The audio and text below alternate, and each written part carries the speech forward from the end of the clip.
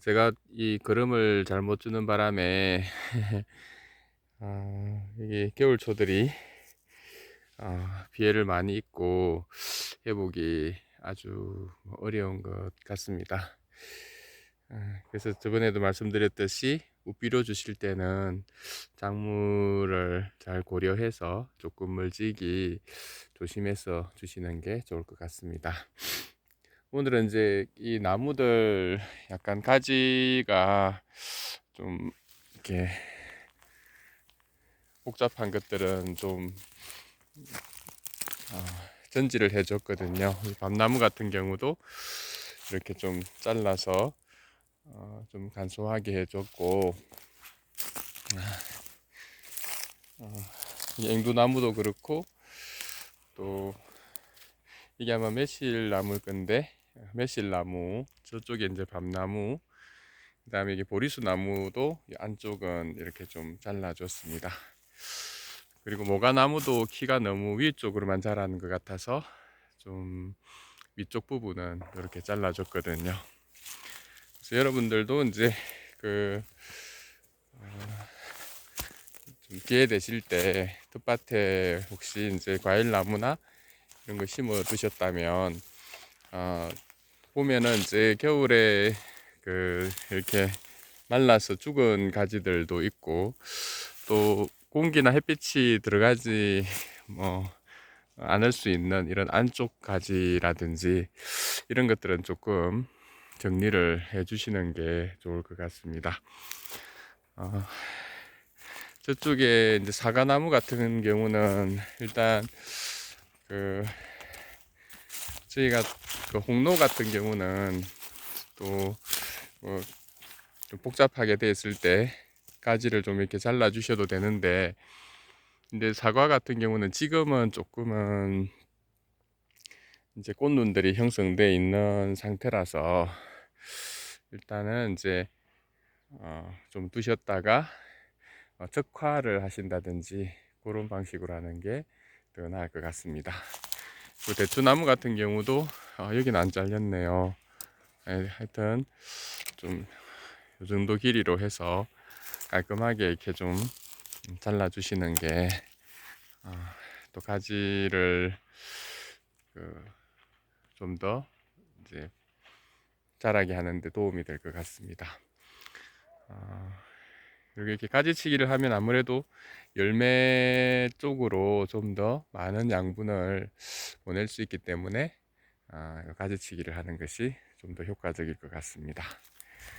산수유꽃이 이제 저희 그 이제 완전히 좀 어느 정도 예쁘게 피었네요. 산수유도 요 안쪽으로 햇빛이 좀 덜 들어가는 부분들은 저렇게 좀 잘라줬거든요. 그래서 햇빛 투과가 잘 될 수 있도록, 그리고 어, 바람이 이렇게 잘 통해야 이 작물들이 병충해에 이제 견딜 수 있거든요. 그래서 햇빛이나 바람을 생각하셔서 어느 정도 정리를 해주시면 훨씬 이 과일나무들이 자라는데 도움이 될 수 있을 것 같습니다. 저희 마늘은 이제 상당히 이제 많이 컸네요. 이제 많이 굵어지고 있고 따뜻해지고 이제 봄이 오면서 훨씬 더 싱싱하게 잘 자라고 있는 것 같습니다. 이 마늘은 이제 저희 밭에서 1년을 이제 작년에 지낸 그 마늘을 종자로 썼거든요. 그러니까 물론 이제 저희 밭에서 병이 생겼으면 이제 그게 오히려 이 마늘한테는 그 좀 병이 계속 휴전될 수 있으니까 그게 이제 오히려 안 좋은 면으로 되어서 이 마늘을 좀 이렇게 오히려 주기적으로 좀 바꿔주는 게, 종자를 바꿔주는 게 더 좋기는 하다고 하더라고요. 근데 아직까지는 이제 2년밖에는 안 됐고 오히려 또 작년보다는 더 훨씬 잘 적응하는 것 같습니다.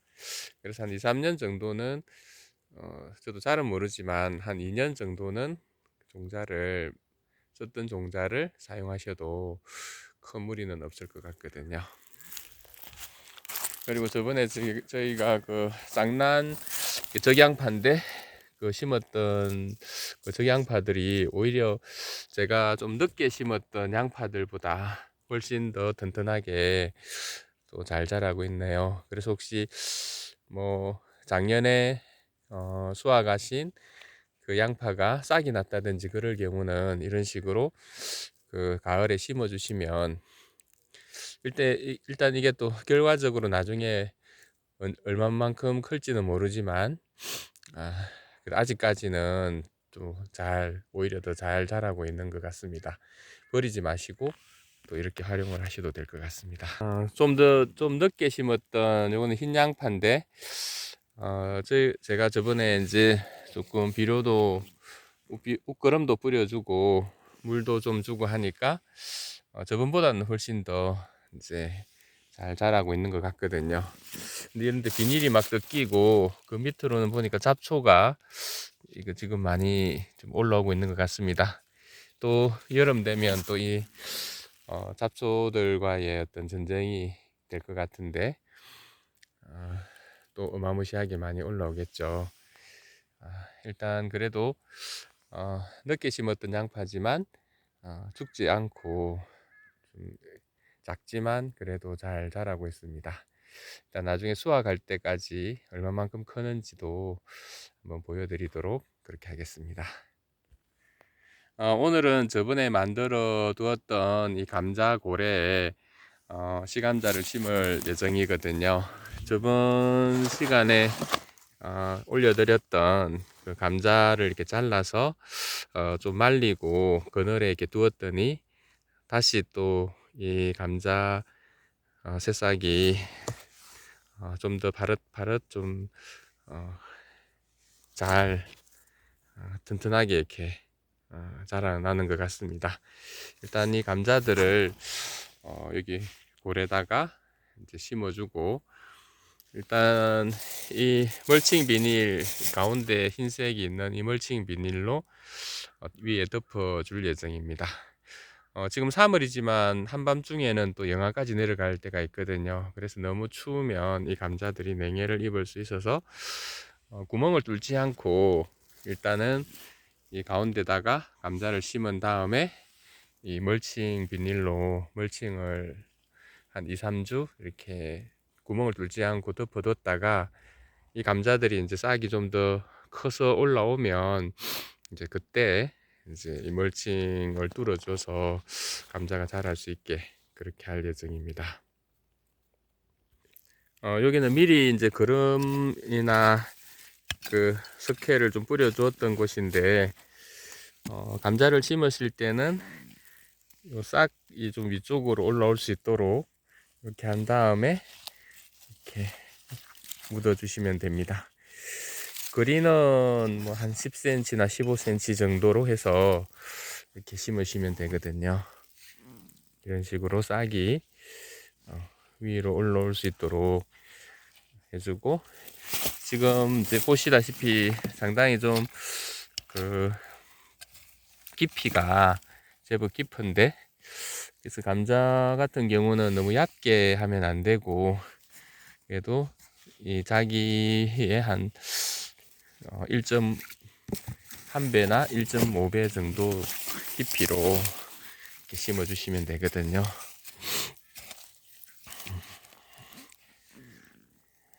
그래서 이렇게 한 개씩 해서 이렇게 덮어 주시고 심어 주시면 됩니다.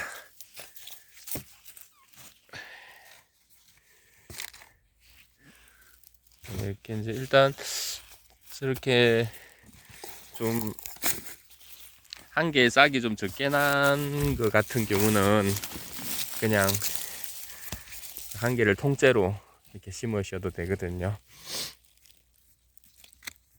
일단은 그래도 감자가 잘리고 난 다음에 상처가 제가 이제 한 한나절 정도를 베란다에 이제 햇빛을 받게 하고 그 다음 하루 정도를 더 이제 베란다에서 종이 같은 걸 덮어 가지고 뒀었거든요. 그러니까 확실하게 이런 식으로 잘 안 문 것 같습니다.